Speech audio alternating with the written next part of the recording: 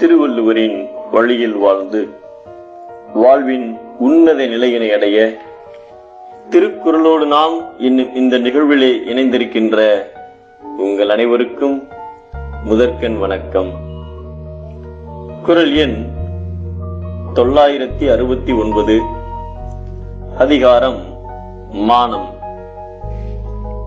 இது புறநானூற்றிலே கூறப்பட்ட ஒரு நிகழ்வு.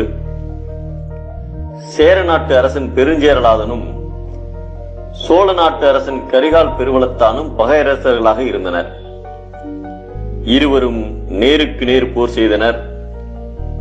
அதில் கரிகால் பெருவளத்தான் வீசிய வேல் பெருஞ்சேரலாதனின் மார்பில் ஆழமாக பாய்ந்து அவர் முதுகை துளைத்து சென்று நின்றது.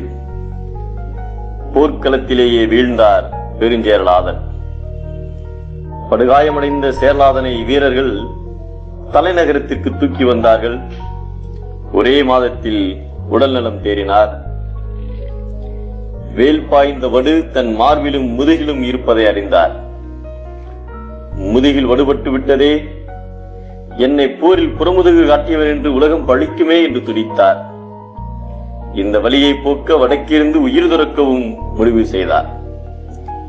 இதையறிந்த அமைச்சர்களும் மற்றவர்களும் அரசரிடம், அரசே, நீங்கள் வேலை மார்பில்தான் வாங்கினீர்கள். புறமுதுகு காட்டாத உங்கள் வீரம் எல்லோருக்கும் தெரியும். பழி வருமே என்று கலங்க வேண்டாம், உயிர் துறக்கும் எண்ணத்தை விட்டுவிடுங்கள் என்று வற்புறுத்தினார்கள்.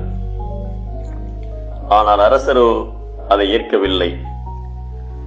மார்பில் துளைத்த வேல்தான் முதுகு வழியாக வந்துள்ளது என்பதை அறியாதவர்கள் என்னை புறமுதுகு காட்டியவன் என்று இழிவாக நினைப்பார்கள்.